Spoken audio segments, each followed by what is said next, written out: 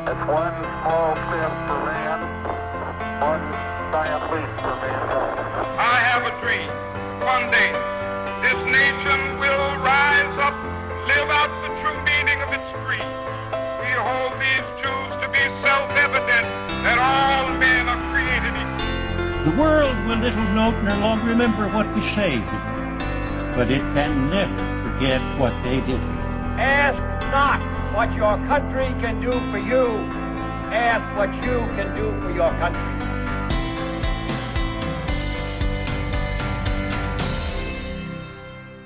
Hello and welcome to Eccentric Earth, the podcast where I, your host Amy Walker, delve into stories from across history with a guest who has no idea what the topic's going to be.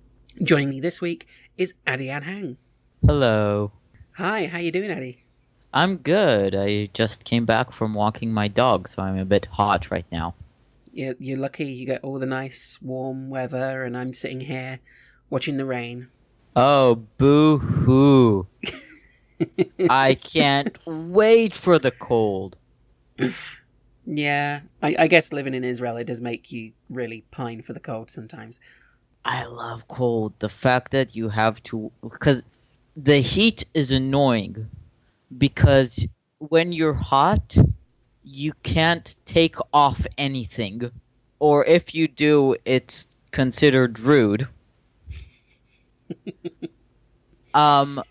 Especially when I look... Okay, so in Israel, and especially where I live, there's a tendency for a lot of guys to run around shirtless.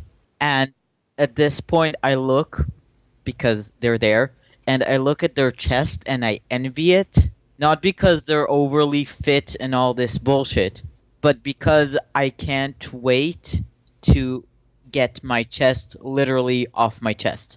Soon. It's going to be happening soon for you now, though. Yeah, October. Early October. Yeah, awesome. Exciting. Indeed.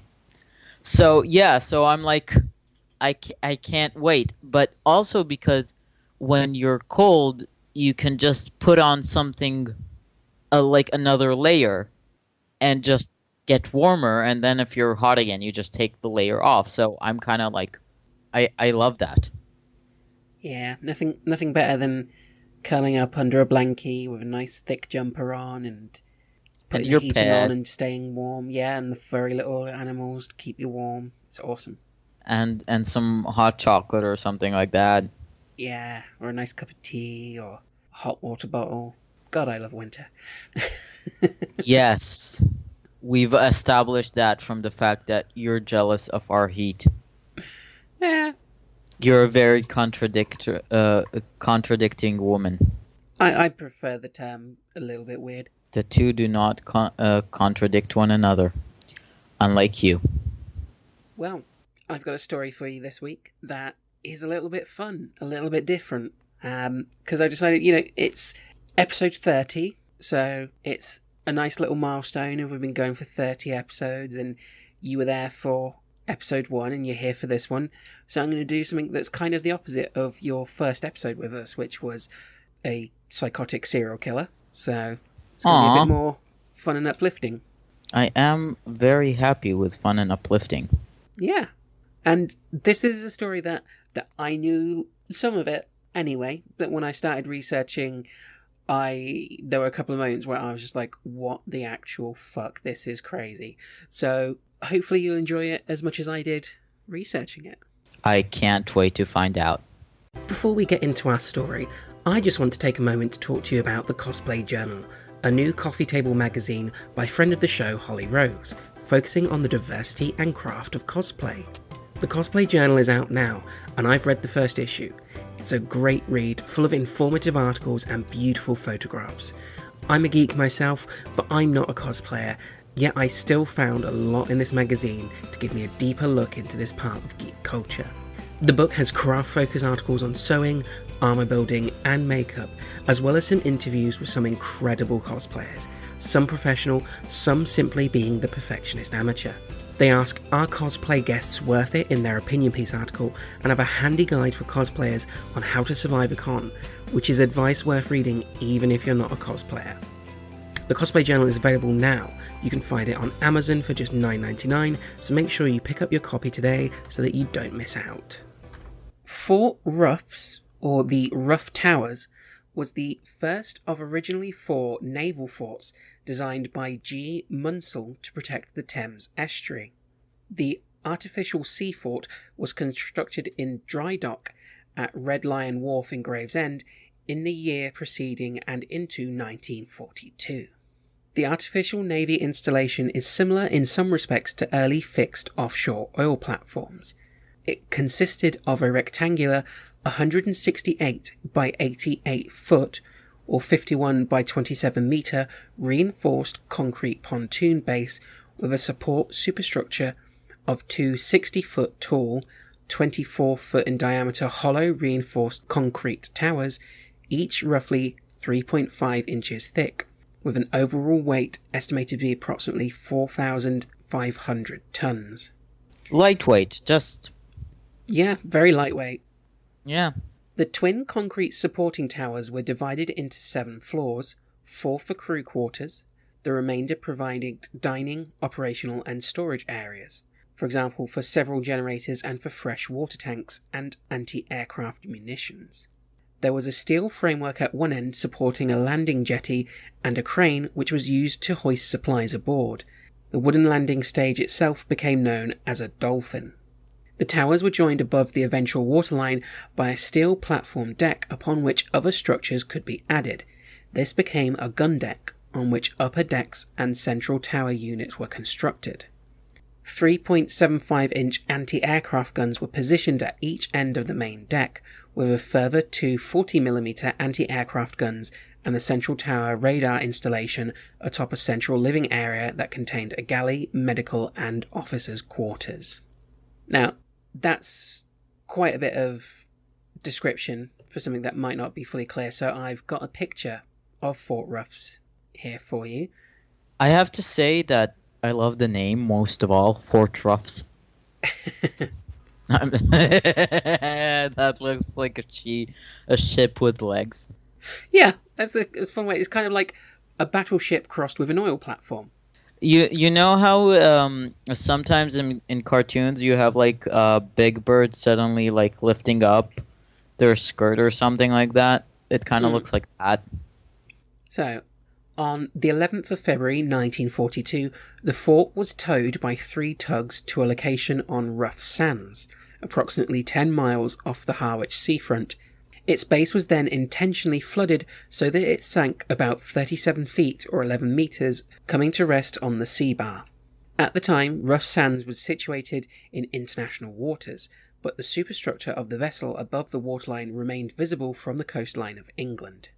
HM Fort Ruffs was in operation within 30 minutes of being launched. The crew had been aboard during the fitting out in harbour and were well acquainted with the fort's equipment. Approximately 100 men were assigned to the barge before deployment on Rough Sands. Thereafter, the fort was occupied by 150 to 300 Royal Navy personnel, which continued throughout World War II. At the conclusion of hostilities, all original personnel were evacuated from Fort Ruffs. See, now, I don't know about you, but that does not look big enough to have 300 people on it. Maybe 300, I was going to make a dog joke because it's Fort Ruffs. But even so, small dogs. You would need small dogs. Maybe you can, like, have Gohan and Daisy on it. Oh, a fort covered in bunnies. I'm pretty sure you just, like, described an island in Japan. British government official entities used Ruff's Towers, as it was then known, for a variety of purposes until 1956, when all full-time personnel were finally removed. Ruff's Towers remained identified by name on buoys placed in position by the Ministry of Defence, which are maintained under an agreement with Trinity House. Their purpose is to warn vessels of the obstacle, especially in times of fog, because busy shipping lanes crisscross the area with vessels going to and from the container port of Felixstowe in Suffolk and the port of Harwich in Essex. UK Ordnance Survey now identify the former sea barge fort as Rough Towers on their charts. In the early 1960s, Roy Bates, a major in the British Army, established a radio station situated offshore on an abandoned ex-naval fort named Knock John. The theory behind this location was an attempt to bypass the broadcasting restrictions of the time, which permitted little more than formal broadcasting by the BBC. Sounds like something an Israeli guy did. Well, this became very big in the 60s. Roy Station, Radio Essex, and others like it were referred to by the media as pirate radio stations.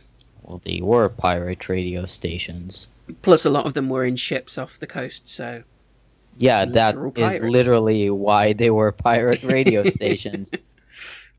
Despite being against the broadcasting laws, these stations were popular with the British public, supplying content that the BBC did not at the time. In the years that ensued, Roy fought an unsuccessful legal battle with the UK government, which questioned the legality of his occupation of Knock John. It was ruled that Knock John fell under UK jurisdiction and he was forced to leave.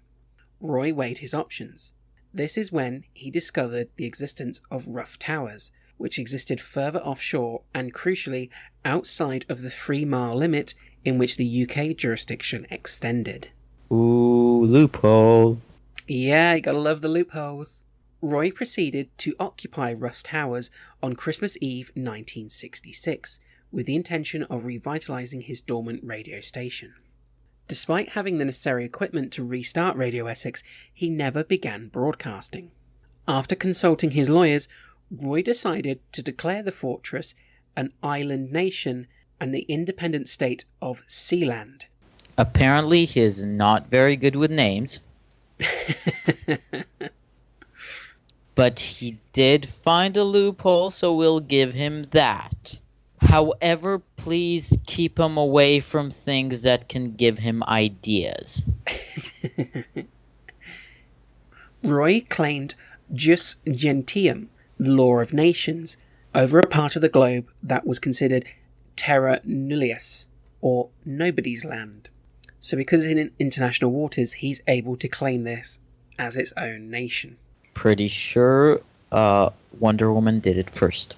On the 2nd of September 1967, accompanied by his wife Joan on her birthday, his son Michael, aged 14, and daughter Penelope, aged 16, along with several friends and followers, Roy declared the Principality of Sealand.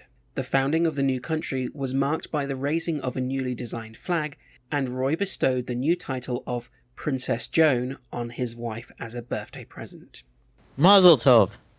It was not long before the British government decided that they could not have what ministers described as a possible Cuba off the east coast of England. Oh, please, it's not like he's making top-notch cigars. The military were dispatched to destroy the other remaining forts located in international waters. The Bates family looked on as explosions sent the massive structures hurtling hundreds of feet into the air, and twisted and buckled debris floated past Sealand for days.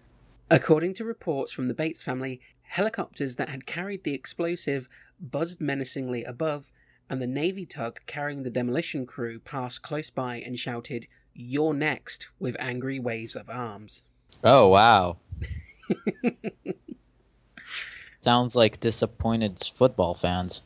In 1968, British workmen entered what Bates claimed to be his territorial waters to service a navigational buoy near the platform. According to Michael Bates, the workmen shouted threatening obscenities to both him and his sister. As such, he tried to scare the workmen off by firing warning shots at them with a rifle. Guess that sounds like a great way. Technically, they entered another nation's border. You can't just go and do that. Yes, you can. That's how wars start. Yes, and it looks like Britain might be going to war with Sealand. As Bates was a British subject at the time, he was summoned to court in England on firearms charges following the incident. What are you, American? You think you can shoot a gun? You wacko. However, as the court ruled that the platform, which Bates was now calling Sealand, was outside British territorial limits, being beyond the then 3 nautical mile limit of the country's waters, the case was not prosecuted.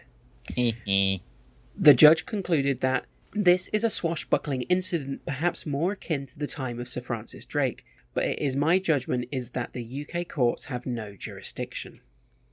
In 1975, Bates introduced a constitution for Sealand, followed by a national flag, a national anthem, and currency and passports. Okay, that sounds delightful.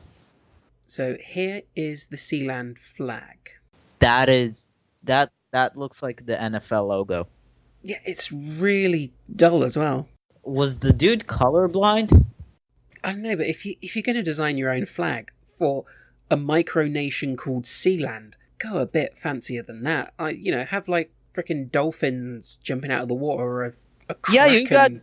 You got no rules here, man. Just fucking attack this shit. What do you have to lose? And here's some of his coins, which a bit more creative. They've got fish on it and a whale on another one, and some more which has their coat of arms along with an orca on the other side, which is actually, this coin looks really cool. I kind of want one. You can get that with what is the name of the dude who created his own coinage? Oh, the Emperor Norton dollars. Yes, you can get that with that. I do want a collection of crazy money. So do most people. That's the concept of capitalism. And as some of the listeners will have realised, I did say the term national anthem in that sentence as well. Don't worry, you will hear that because that's going to be our closing theme for this week. So stay tuned to the end to hear the Sealand national anthem. And no, Adi will not be singing this national anthem. He'd better if he wants to come on the show again. In August 1978, about 10 years after the independence was declared, Roy was approached by a consortium of German and Dutch diamond merchants who wanted him to fly to Austria to entertain a business proposition. Now, this is the bit that I didn't know about where shit gets really crazy. Ah, yes, because before this, we were insane territory. We were never insane territory, but we've got international diamond merchants entering the picture. This is going to get weird.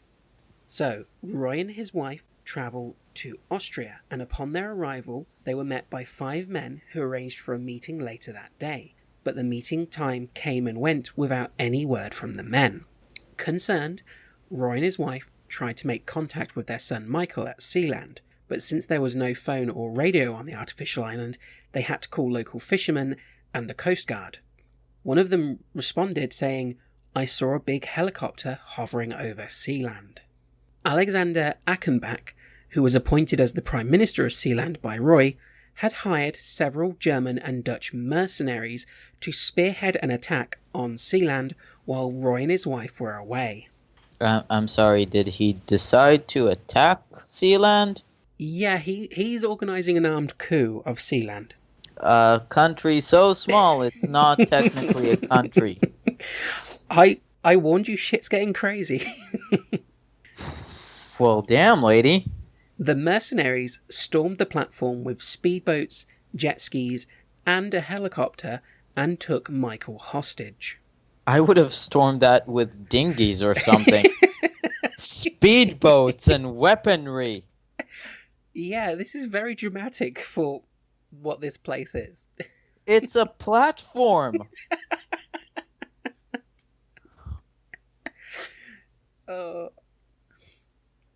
The invaders locked Michael in a cell for 3 days without food or water, then put him aboard a Dutch vessel which dropped him off in Holland with no money and no passport. Aw, damn, now how he's gonna get edibles? The Bates family enlisted armed assistance in order to retake Sealand. What, they called the army? No. They're getting their own little group, which included a helicopter pilot who had done some work on James Bond movies. God damn it. They returned to Sealand to storm the fortress and take back their country. For our country!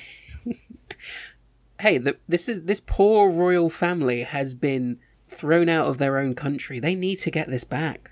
I'm sorry, how can I be so fucking disrespectful to fucking former British citizens? My condolences, your majesties. When they arrived at Sealand, Michael slid down a rope from the helicopter onto the deck armed with a shotgun and fired a single shot. He missed?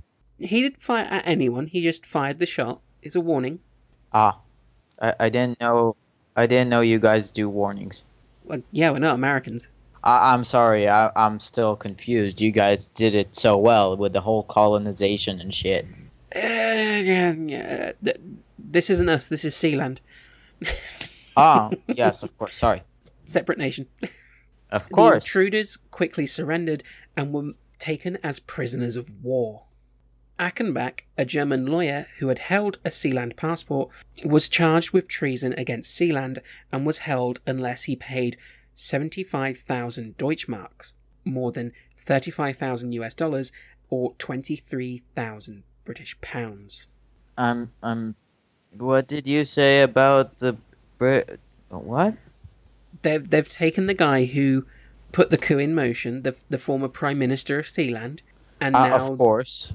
And now he has to pay them thousands to be released because he's a prisoner of war, and they want it in Deutschmarks. No frickin' German person has Deutschmarks anymore. Well, to be fair, this was 78, so... So what, Euro wasn't a thing yet? What? No, Euro happened way later than that. Euro started when the European Union started, so... No, the Euro came in 1992. Oh, wow. Yeah, because I remember it coming in and then a number of countries turning it down to keep their own ones. Like Britain, because we're stubborn and stupid and set to self-destruct. Yeah, well, as long as you don't do it with guns. We will leave that to Sealand. The governments of the Netherlands, Austria and Germany petitioned the British government for Achenbach's release, but the United Kingdom disavowed his imprisonment, citing the 1968 court decision stating that Sealand was its own nation. Germany then sent a diplomat from its London embassy to Sealand to negotiate for Achenbach's release. Still funny. Roy Bates relented after several weeks of negotiations and subsequently claimed that the diplomat's visit constituted a de facto recognition of Sealand by Germany. So he's somehow turned this to his advantage and is like, well, Germany says we're legit because they sent an ambassador. I'm just wondering what happened to the son. Oh, they picked him up in Holland because he was the one who slid down the rope from the helicopter. Oh, okay. Did he at least get, like, therapy or something? Who needs therapy when you can slide down a helicopter rope and fire a shotgun and retake an entire nation? Probably the same guy who slid down the rope and tried to take over his dad's entire nation. You know, it's the small things in life. Following Achenbach's release and repatriation, he established a government in exile, which is known as the Sealand Rebel Government, or the Sealandic Rebel Government in Germany. Ah, yes. The Sealandic Rebel Government in Germany. Achenbach's appointed successor, Johann Seeger, continues to claim via his website that he is Sealand's legitimate ruling authority. How so? He lost. This is over a small platform as well. I don't understand why. I told you, the crazy Amy, people. I told you a long time ago, Amy, we're not trying to understand people. We're just trying to survive the world. In 1982, Roy was approached by a group of Argentinians during the Falklands War. Walk away from them slowly. We already had this. It happened before. Just go home, child. The Argentinians wanted to buy Sealand from Roy and set up a camp right on Britain's doorstep. Roy declined the offer. Good boy. In 1997, the Bates family revoked all Sealand passports, including those that they themselves had issued over the previous 22 years. There were thought to have been around 150,000 in circulation. Are they unsure? Well, people could just apply and get them. So What, you don't have to prove that your great-grandma was from Sealand? No, they would just give them out.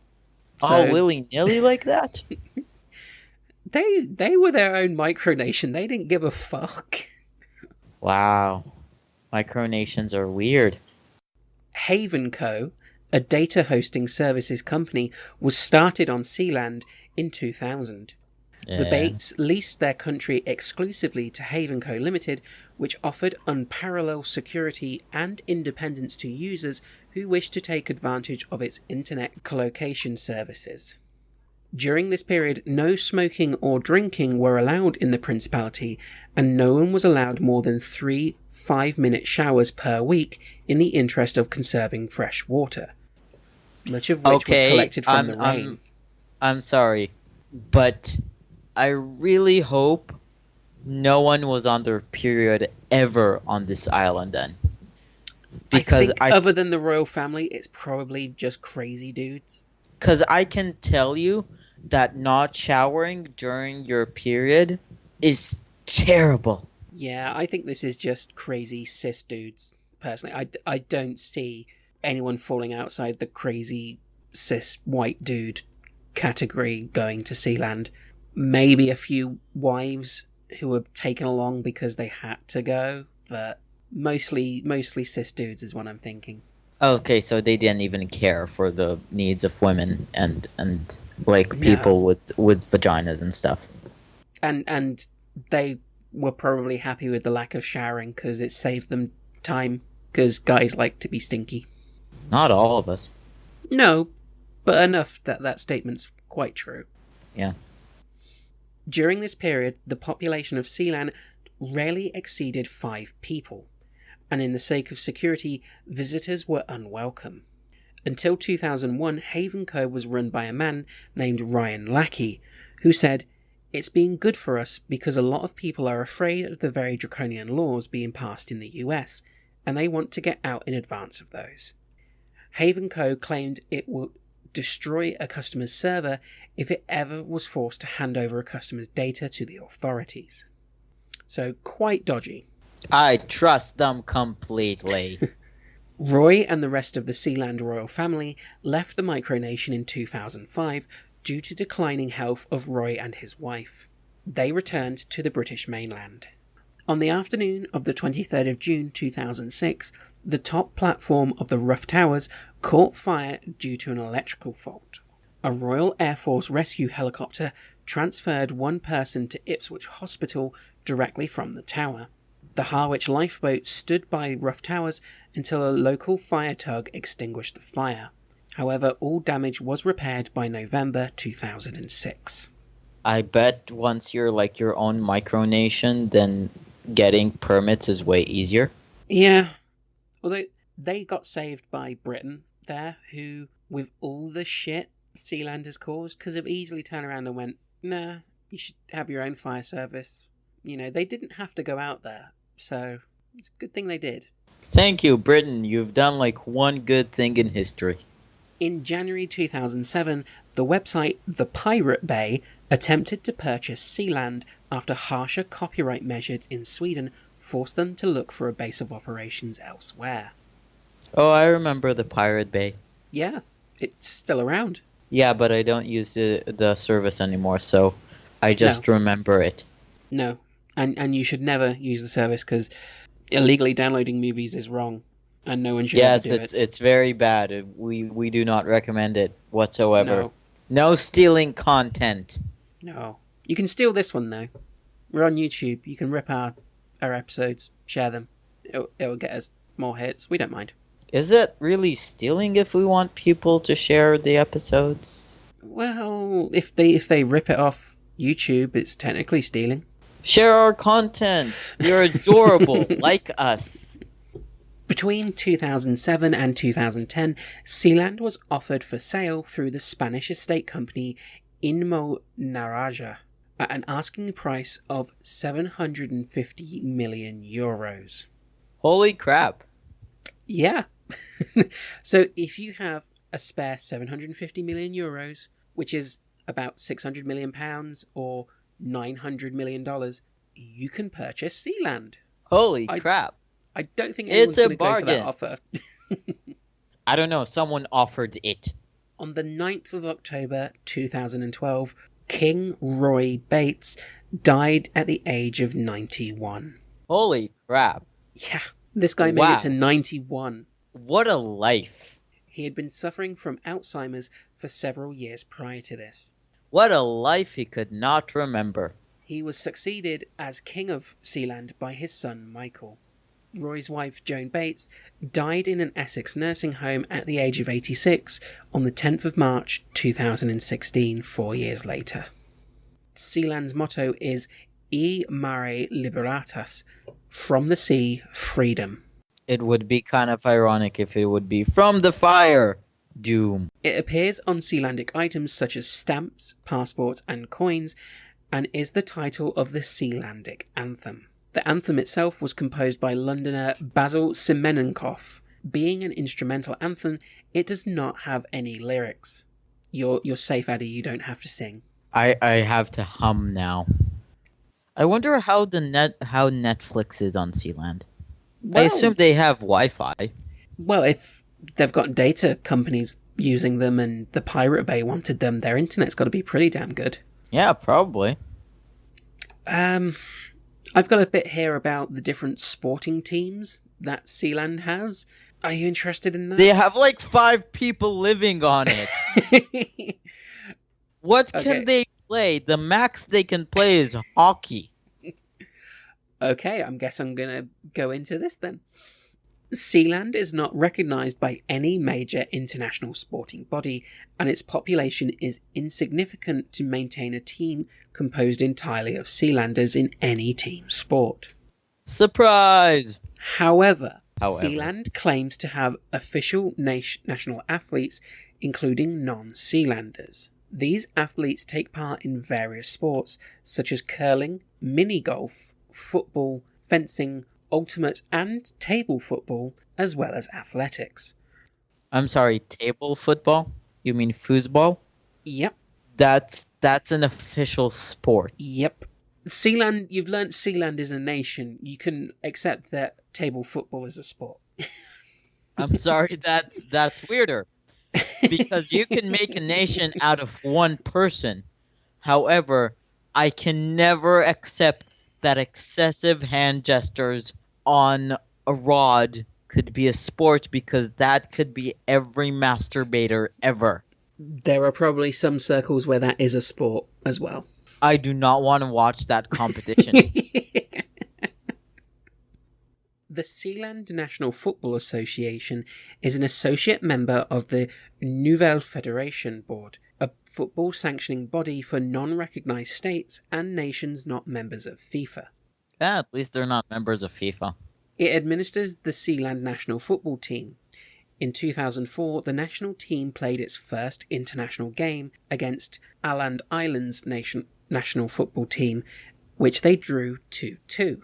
Sealand claims that its first official athlete was Darren Blackburn of Oakville, Ontario in Canada, who was appointed in 2003. Blackburn has represented Sealand at a number of local sporting events, including marathons and off-trail races.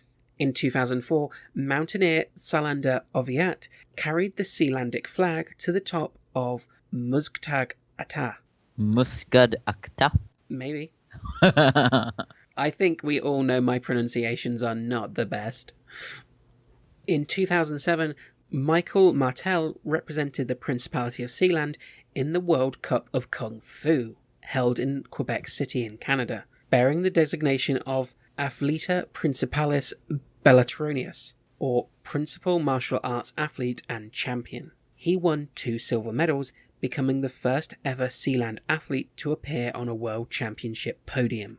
In 2008, Sealand hosted a skateboarding event with Church and East sponsored by Red Bull. They just have to make sure that no one falls overboard. Well, to be fair, looking at Sealand, it would be cool if you put some skateboard ramps on there. I would like it to be sponsored by, like Red Bull has the Flugtag. I would love that to be like that. Oh my god, Adi, I have found pictures of the Red Bull event on Sealand. Awesome. It is how shitty people would think it is, guys. skateboarding on really bad ramps on a sea platform. Wow, that looks like something me and my dad once built in our backyard. Yeah, it's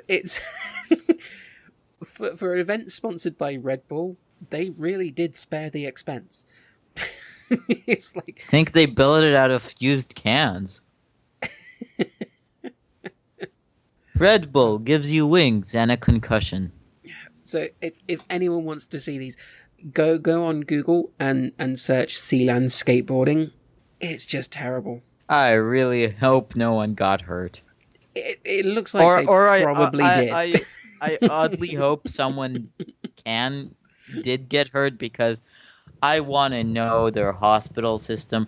Do you think Sealand has insurance? Oh, guaranteed not.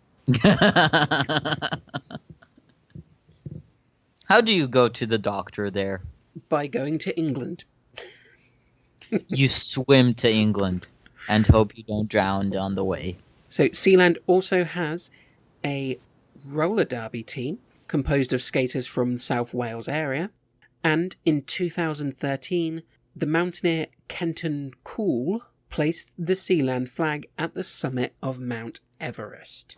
That boring-ass NHL-colored flag? Yep. Oh, joy.